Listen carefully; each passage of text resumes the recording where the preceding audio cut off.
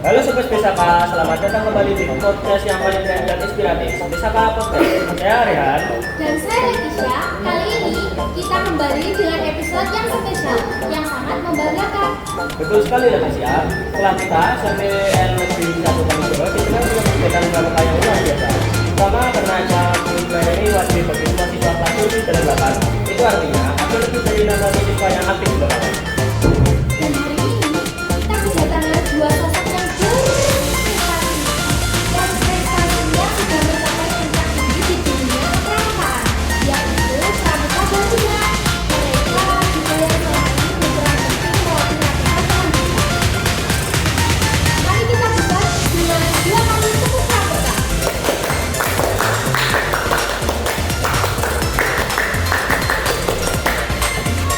Mari kita sambut Pak Jiman Aditya yang sebagai ketua pramuka kita dan Ulus Jakarin. Selamat datang kakak-kakak. Halo, selamat datang. Kami lumayan senang bisa diundang kemari. Wah, aura pramuka Garudanya terasa banget nih Kak. Kak Dimas dan Kak Ida, biar sobat Besaka makin kenal, boleh dong ceritakan apa sih kesibukan kalian selain memimpin latihan pramuka di sekolah?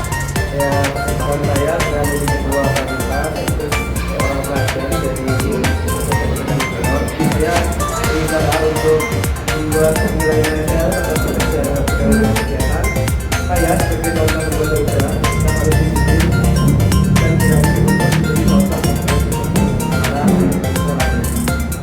Sedangkan saya merangkap juga sebagai sekretaris paskibraka dan saya harus mengimbangi kegiatan tersebut dengan belajar agar nilai saya tidak tertinggal.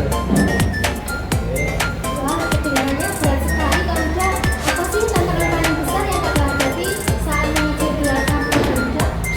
Ya, sebenarnya pramuka Garuda itu sangat sulit bisa dibilang karena ada beberapa persyaratan percakapan yang harus benar dipenuhi seperti tentang PKU atau SKA, SSKU yang harus di tempat yang harus dipenuhi dan dilengkapi, dan tentang kreativitas untuk membuat sebuah star karya menggunakan bahan-bahan sederhana. Kak, boleh jelasin nggak sih artinya SKU sama SKK itu? Soalnya kan kita orang awam ya, jadi kita belum tahu tentang itu. Ya, SKI itu singkatan dari syarat ketetapan umum. Itu pun dari daftar keterampilan atau kemampuan yang harus dimiliki oleh setiap anggota pramuka. Sedangkan SKK itu adalah syarat ketetapan khusus, di mana itu seperti daftar keterampilan ketetapan yang daftar keterampilan atau kecakapan yang benar-benar dalam khusus bidang itu, seperti kesadaran renang, di mana kita harus bisa berenang, ada syarat-syarat setiap kesadaran. Kalau Saya juga mau bertanya nih, untuk mencapai pramuka Garuda ini bagaimana sih prosesnya? Ya, kita mengalami banyak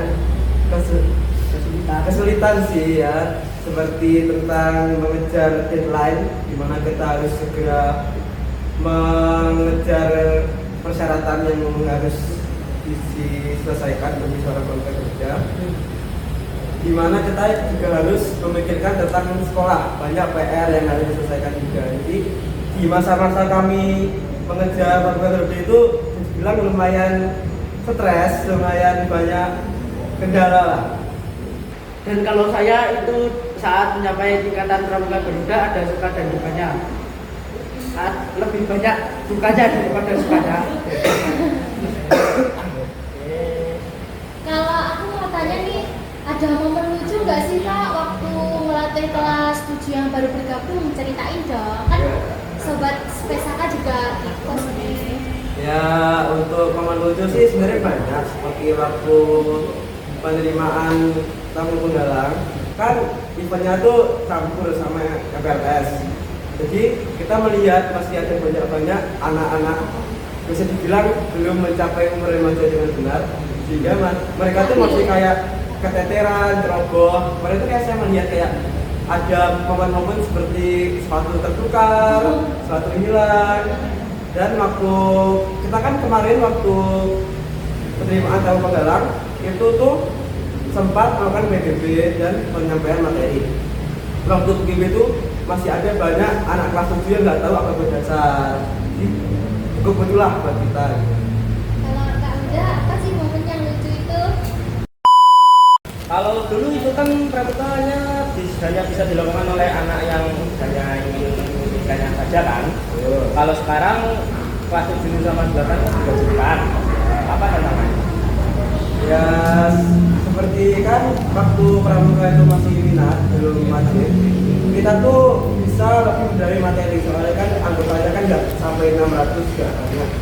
Jadi kita bisa lebih menjerumus dalam untuk mengamati materi yang kita dapatkan itu. Sementara saat pramuka wajib kita nggak bisa lebih enak, nggak bisa lebih dalam lah untuk menyampaikan materinya, karena pramuka wajib itu pun cuma hanya kayak 2 atau 3 jam gitu.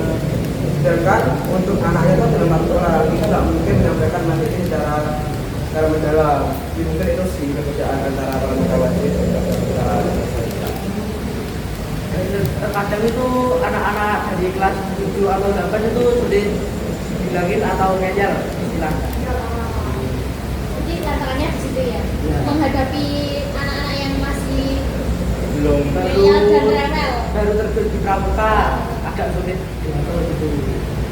Kak, kalau kegiatan di pramuka itu apa aja sih? Kalau boleh tahu ceritain dong, Kak Sobat Pesaka. Untuk dasar kepramukaan itu kita sebenarnya ada 3, yaitu tentang materi SKK dan SKU, lalu ada pioneering dan PBB. Materi itu tuh kita harus bisa bisa ahli dalam kerja itu. Aku mau penasaran sih, masih penasaran tuh sama momen berkesannya kalian waktu melatih pramuka sih, itu yang paling penasaran. Untuk momen berkesan sih sebenarnya lumayan sedikit, karena bisa dibilang kita lebih banyak kecewa bangga. Dikarenakan kelas 7-nya itu sulit sekali untuk diatur dan kelas 8-nya itu masih belum bisa disiplin. Tapi ada beberapa momen yang dimana kita tuh lumayan bangga, seperti saat pertemuan kemarin yang pramuka wajib kelas 8 itu anak-anaknya walaupun terkadang sedikit yang masuk dari banyak yang alasan, mereka sudah cukup bisa terdiatur, bisa dibuat dari dasar. Bahkan kemarin saja mereka sudah bisa diajak ke bibit jalan, seperti langkah tidak maju jalan, masing-masing banjar gitu. Mereka tuh sudah bisa gitu. Ini kita lumayan lah, kayak lumayan ada harapan, wah ternyata kelas 8-nya masih bisa diatur ya, masih enak lah buat diajari secara disiplin, secara teratur masih enak. Oke, langsung ke pertanyaan pertama. Gelar pramuka Garuda itu kan gelar tinggi, ya kan? Bagi yang belum tahu, apa sih yang membedakan pramuka Garuda dengan pramuka biasa? Untuk perbedaan pramuka Garuda dan pramuka penggalau itu bisa dilihat dari cara kepemimpinannya. Soalnya pramuka Garuda itu dia harus diwajibkan untuk memenuhi segala kecakapan lah. Ya, seperti cara kepemimpinannya, disiplinnya, cara dia teratur itu sudah terlihat untuk bagaimana pramuka biasa atau pramuka Garuda. Terus untuk pramuka Garuda kan kita lihat buat jadi untuk membedakan antara pramuka Garuda dan pramuka biasa. Terus untuk perbedaannya lagi, pramuka Garuda itu sudah bisa dipandang lah. Jadi di mana-mana kalau di pramukaan itu pasti dipandang itu yang berbeda. Dikarenakan Garuda itu tuh nggak mudah. Ketika lihat itu orang Garuda itu, wah pasti orangnya udah disiplin, udah teratur gitu. Jadi lumayan mengemban beban lah itu buat orang Garuda. Soalnya ada contoh yang baik untuk yang pramuka yang Garuda. Bicara soal materi, ini yang menarik. SMP 1 Panigoro setiap jenjang kelas 7 dan 8 itu ada 300 sampai 600 siswa yang mengikuti pramuka. Bagaimana strategi yang jiwa dan tim pelatih lainnya untuk mengelola dan melatih masa sebanyak itu? Jadi untuk rencana kita melatih pramuka wajib ini, sebelum adanya pramuka wajib ini kan kita sempat diberitahu oleh pelatih kita, dan kita pun diutus untuk membuat sistem agar pramuka wajib ini bisa berjalan. Nah, akhirnya pun kita punya kesepakatan untuk membagi para pramuka minat itu Jadi ke beberapa tim. ya, jadi dari kelas A sampai kelas C itu jadi bagi timnya. Misal kelas A itu ada 2 anak dari Pramuka Minat, satu kelas 9, satu kelas 8. Kebanyakan waktu pembagian kemarin itu yang ikut kebanyakan kelas 9 dan kelas 8, karena kan kita masih ragu untuk membuat kelas 7 bisa adil di pramuka masing. jadi kelas 7 kita tuh hanya dibuat pembantu. Jadi misalnya kelas A ada keteteran nih, kita ambil kelas 7 untuk membantu. Kalau enggak kelas B keteteran nih, kita ambil kelas 7 untuk membantu. Jadi strukturnya itu pemikiran itu satu kelas 9, satu kelas 8. Jadi di kelas 1 dari kelas 7 hingga kelas 8 itu beda. Soalnya kelas 7 kelas A nya itu saya, nanti kelas 8 kelas A nya bukan saya yang ambil gantian. Kalau enggak, bisa ceritakan pengalaman kakak tidak di saat kemah Garuda?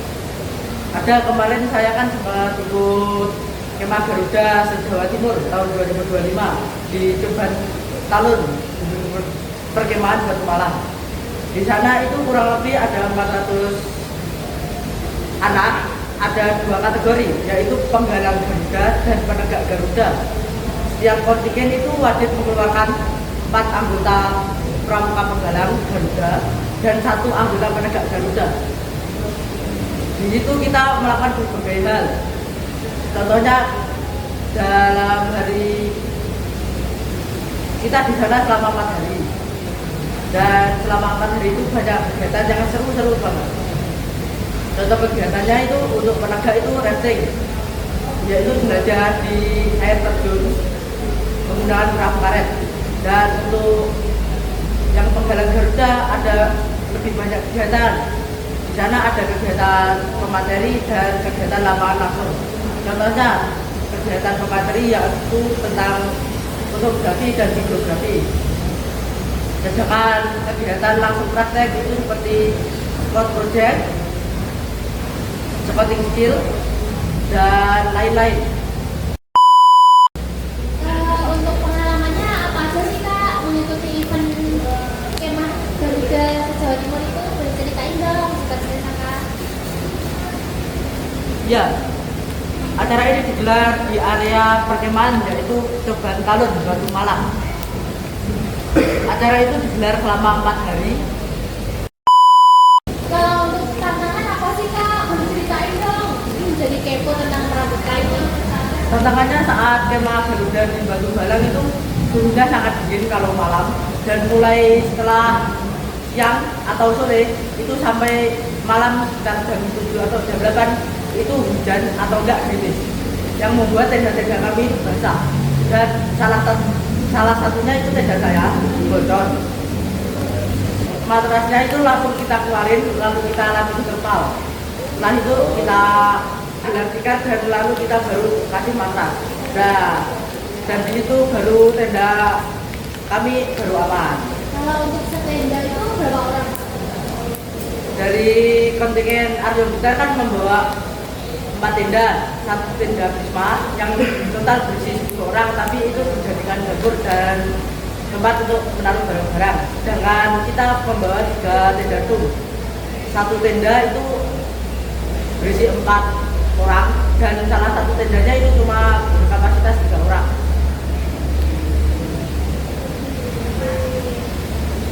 Kalau untuk Kak Dimas kemarin nggak ikut ya? Tidak. Yang ikut kelas 8. Kalau untuk pembina pramuka itu ada siapa aja sih Kak?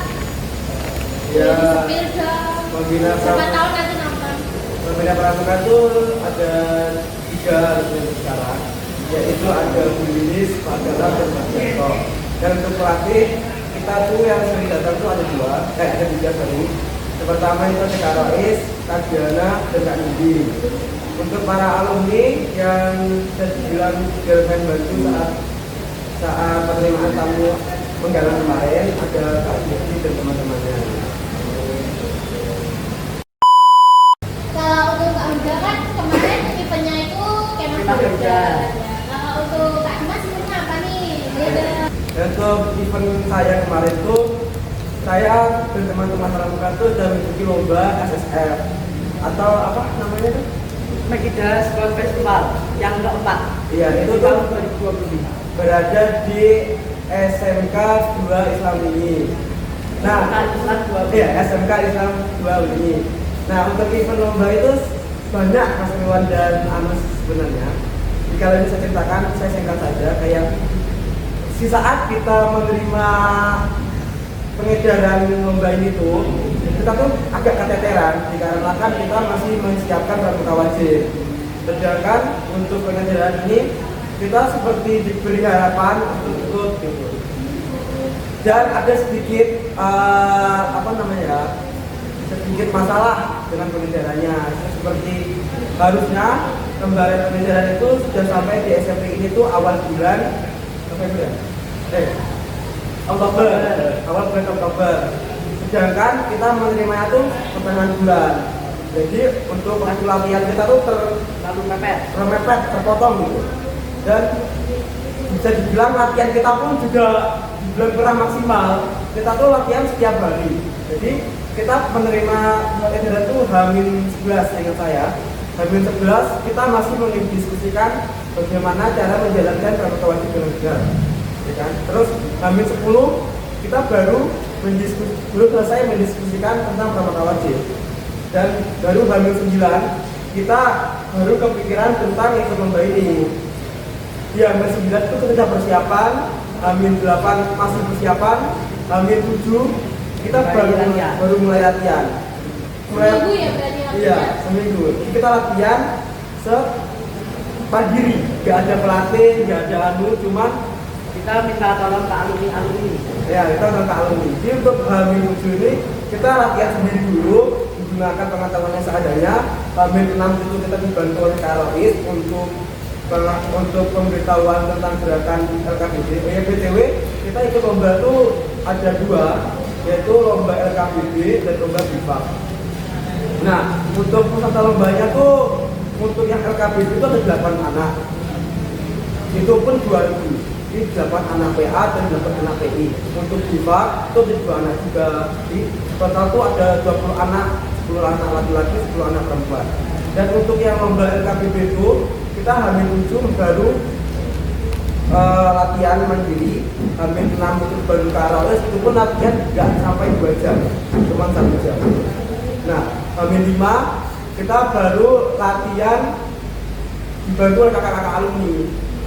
Itu pun cuma saat jam malam. Jadi kita latihan itu 2 sesi, yaitu pulang sekolah dari jam 2 sampai jam 4, lalu kita istirahat, lalu kita lanjut latihan lagi di Kanka jam 7 sampai jam 9. Nah, saat sesi jam 7 sampai jam 9 ini barulah kita meminta tolong alumni gitu. Nah, ada beberapa kendala nih saat latihan tuh. Kayak waktu jam 5 ini saat kakak lu datang kan kita tanyain kan tentang LKBB ini materinya apa. Sehingga saya tuh materinya tuh tentang perpang. Nah, materi tentang perpang ini berarti otomatis menggunakan materi anak-anak paski dong. Jadi kita mengundang alumni paski gitu. Itu namanya Kak Dimas, Kak Alfa.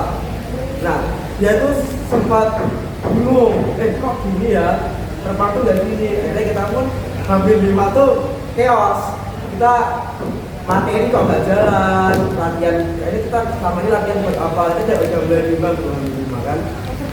Ya, itu selaku gestor pas saat itu saya juga harus mengebut kegiatan di Wartap untuk persiapan kemah muda. Dan saya akhirnya duduk di bangku cadangan saja. Ya gitu, kita awalnya itu posisi kan ada 9 anak, jantonnya Faris.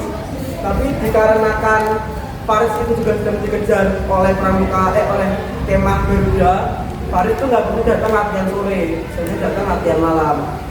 Jadi kita lumayan keteteran lah, kayak kita latihan tanpa janton. Jadi pengepasan apa-apa itu kurang. Terus waktu H-5 kita masih chaos, overthinking. Udah bener-bener H-5 tuh udah ada pikiran kayak bukan lah, nggak bisa ini lomba. Dan waktu itu juga pun kita belum lengkap, yang latihan cuma 5 anak, jadi nggak lengkap yang latihan. Jadi kita tuh kayak udah bener-bener udah buntu. Lalu malam itu pun sebenarnya saya udah gerah gitu. Jadi seorang pramuka kayak tapi entah kenapa besoknya tuh ada sedikit harapan.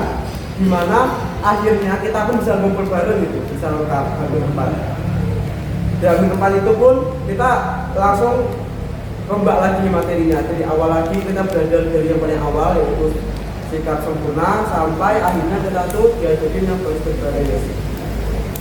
Ini benar-benar hampir 4 kita masih kekurangan janton kita masih kuarcap untuk teman Garuda. Pokoknya kita latihan setiap hari tuh, dari jam pulang sekolah sampai jam 4, terus jam 7 sampai jam 9. Hamin 2 ada perubahan di informasi kita, yaitu Farid jadi cadangan karena dia sudah berkuarcap, masih berlatihan. Dan Lagi kuarcap lagi, saya lagi dibantu di Gema.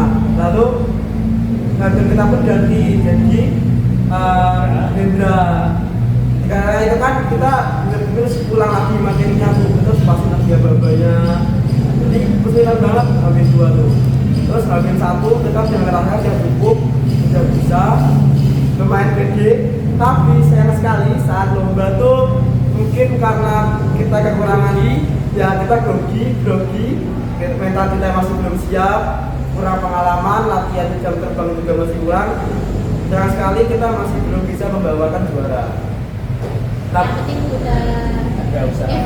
Iya, udah effort. Menurut saya ini lumayan pengalaman yang cukup menyenangkan bagi saya karena kan ada sedihnya, ada semangatnya, ada derita, ada duka, ada senang, semuanya tuh campur aduk lah saat itu. Yang penting udah berani ikut dan udah berpartisipasi ya. Iya.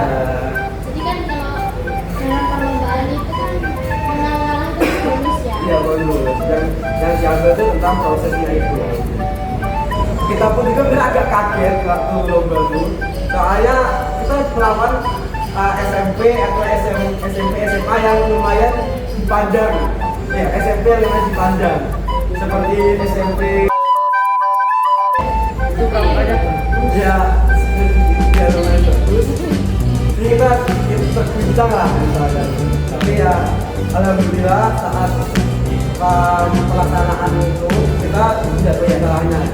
Bilang masih ada yang lebih Wah, jelek kita gitu. oh jelek. Ya setidaknya masih ada yang lebih jelek kita itu. Itu kita kayak wah nggak apa-apa ya, masih pertama kali gitu lomba kayak kelas berapanya kita buat pengalaman. Untuk Kak Bima sebagai penutup, apa pesan kakak untuk teman-teman kelas 7 dan 8 yang mungkin merasa kegiatan pramuka ini hanya wajib dan membosankan? Ya menurut saya sih kalian coba dulu itu pramuka selama mungkin setidaknya 3 atau 4 pertemuan pramuka minat. Nanti kalian baru merasakan gitu sebenarnya pramuka itu gimana. Dikarenakan pramuka itu sendirian, kemudian dengan cuma kayak saya doang. Lalu pramuka itu kan emang bukan sendirian jaraknya. Tapi pramuka itu ada asiknya kok. Di pramuka itu kita membangun keluargaan. Jadi kita senang-senang gitu kalau kita di pramuka. Luar biasa. Luar biasa. Ya. Terima kasih banyak Kak Bima dan Kak Luda atas inspirasi dan cerita yang sangat berharga. Kami bangga memiliki Kak Garuda sebagai kalian di sekolah. Dan Sobat Spesaka, semoga bisa Kak Dimas dan Kak Muda bisa memicu semangat kalian di kegiatan pramuka. Ingat, mencapai puncak itu butuh perjuangan, tapi hasilnya akan sangat manis dan membanggakan. Jangan lupa like, share, dan subscribe channel Spesaka Voice ini. Sampai jumpa di episode berikutnya. Salam pramuka. Salam. Saya Leticia. Saya Rehan. Sampai jumpa di episode berikutnya. Bye bye. Bye.